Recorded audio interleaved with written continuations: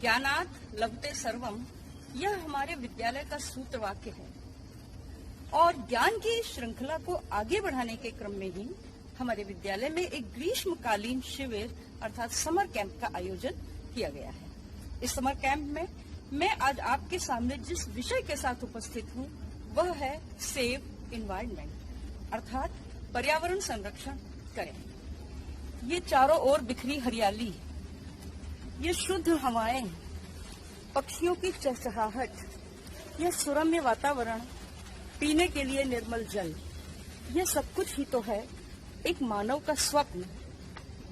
किंतु क्या यह स्वप्न पूरा हो सका? जब सृष्टि का आरंभ हुआ था तो हमारी धरती कुछ इस तरह हरी भरी थी।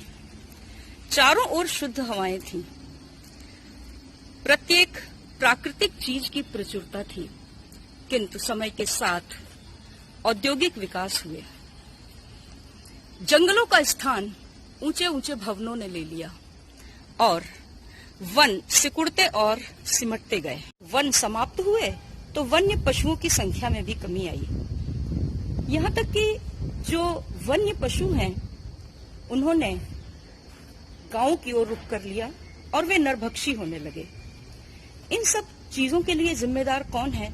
केवल मनुष्य और उसकी गलत जीवन।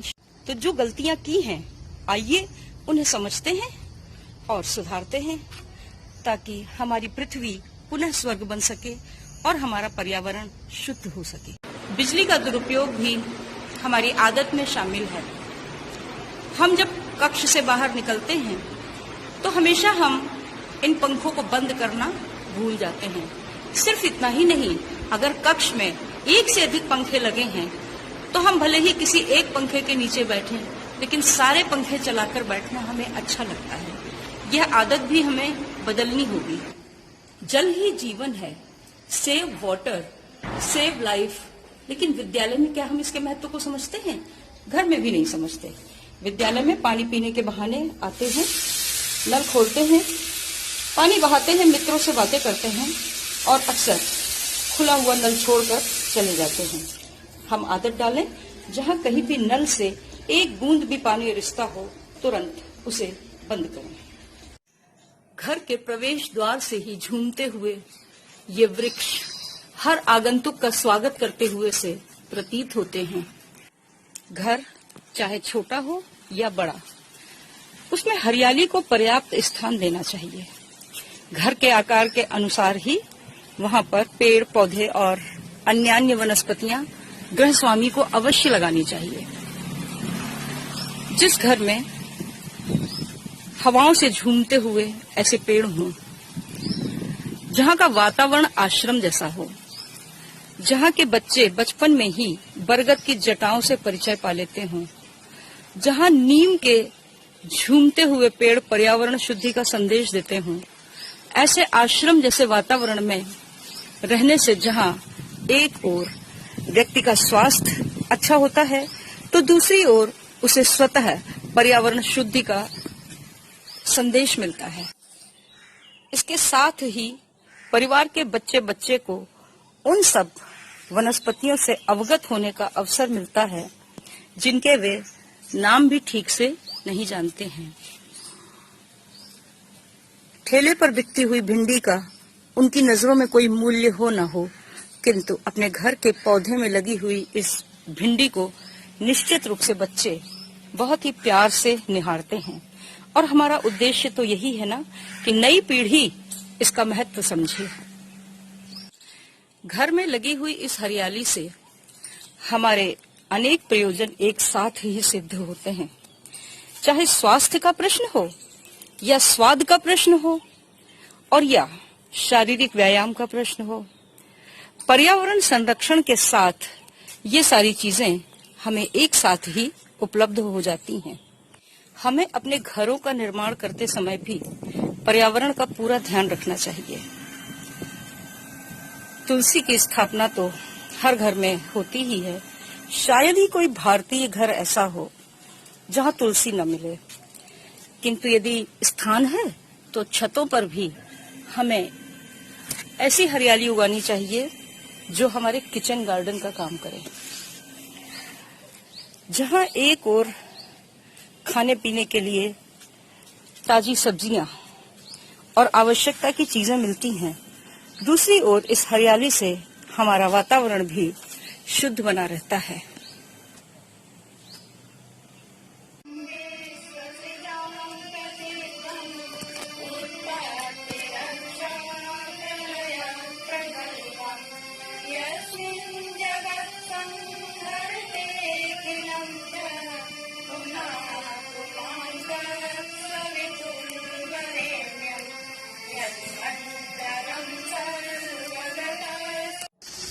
और यह है बहुत ही हानिकारक गाजर घास।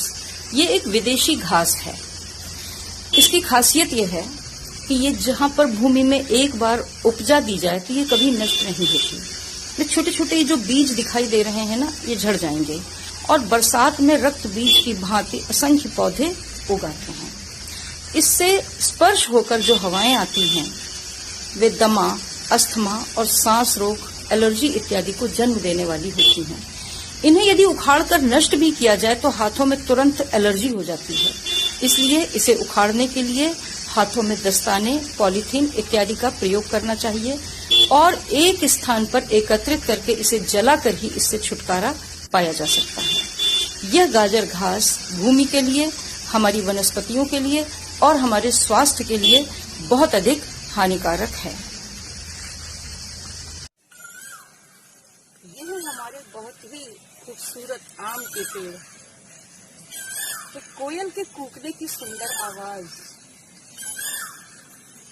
कोयल जिसे कहा जाता है बसंत का दूत,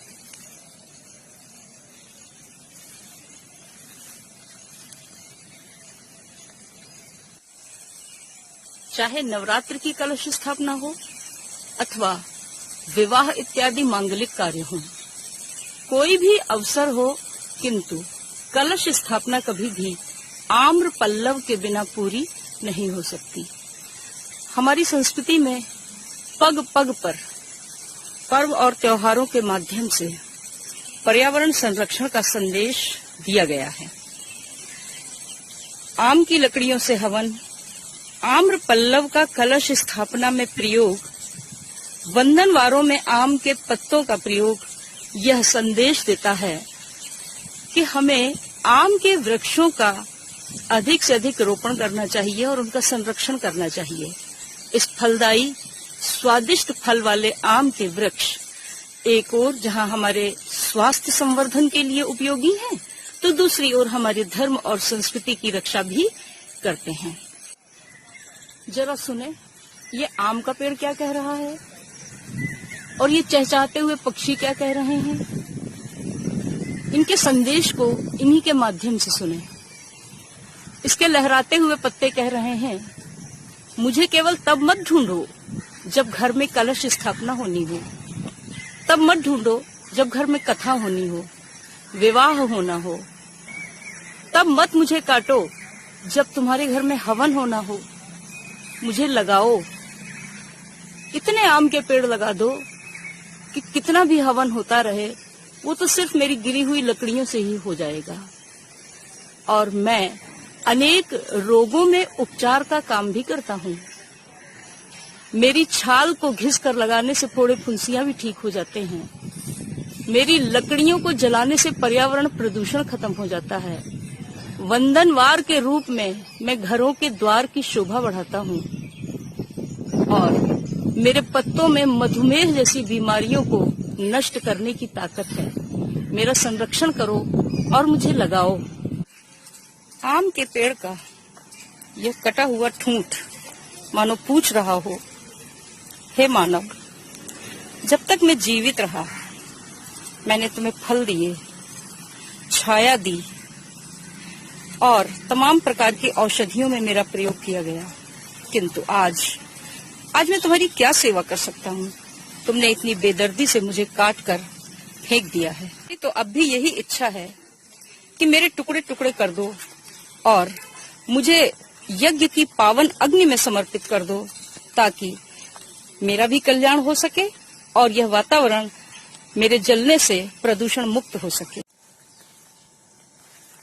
हमारी तो संस्कृति ही ऐसी है कि जिसमें पर्व और त्योहारों के नाम पर भी पर्यावरण संरक्षण को महत्व दिया जाता है। शायद ही हमारा कोई ऐसा व्रत हो, त्योहार हो, जिसमें पर्यावरण शामिल न हो। हम जिस पेड़ के नीचे बैठे हैं, ये आम का पेड़ है और यह आम का पेड़ जिसमें ये पक्षी चहक रहे हैं, कोयल कूक रही है, यह हमारी संस्कृति का एक अभिन्न अंग है। जब भी घर में कोई शुभ कार्य होता है तो दरवाजे पर बंधी हुई आम के पत्तों की वंदनवार यह संकेत देती है कि इस घर में मांगलिक कार्य हुए हैं।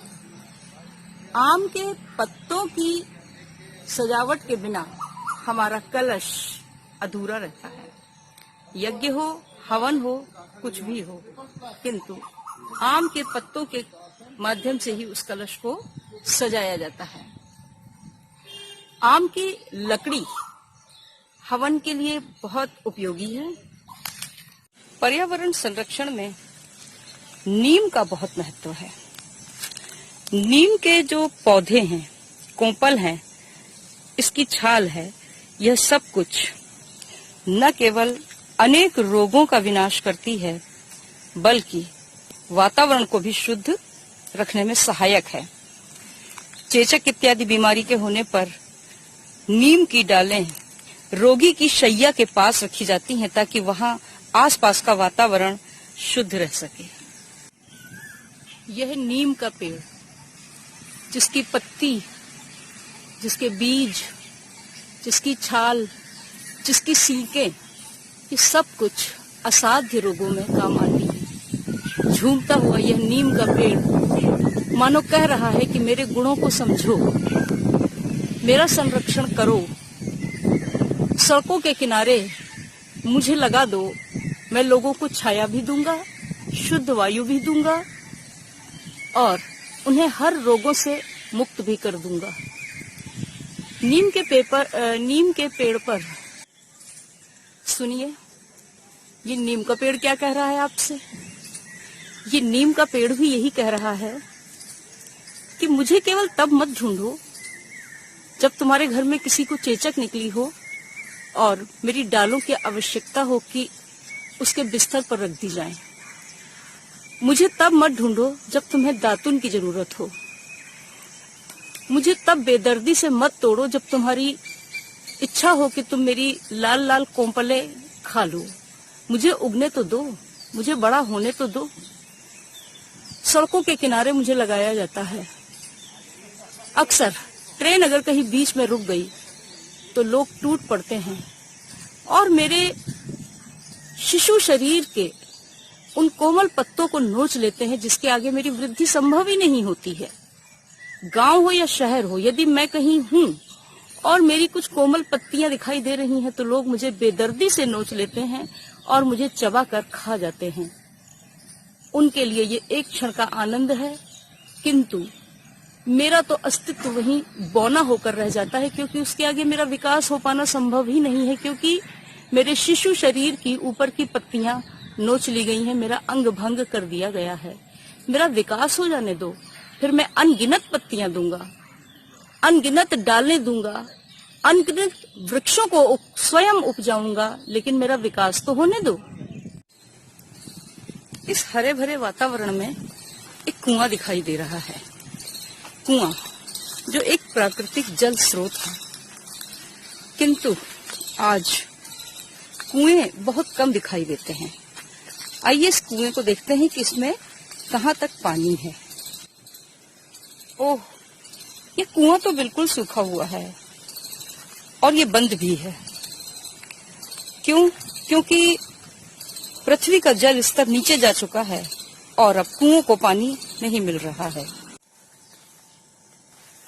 हमारी तो संस्कृति ही ऐसी है कि जिसमें पर्व और त्योहारों के नाम पर भी पर्यावरण संरक्षण को महत्व दिया जाता है। शायद ही हमारा कोई ऐसा व्रत हो, त्योहार हो, जिसमें पर्यावरण शामिल न हो। हम जिस पेड़ के नीचे बैठे हैं, ये आम का पेड़ है और यह आम का पेड़ जिसमें ये पक्षी चहक रहे हैं, कोयल कूक रही है, ये हमारी संस्कृति का एक अभिन्न अंग है।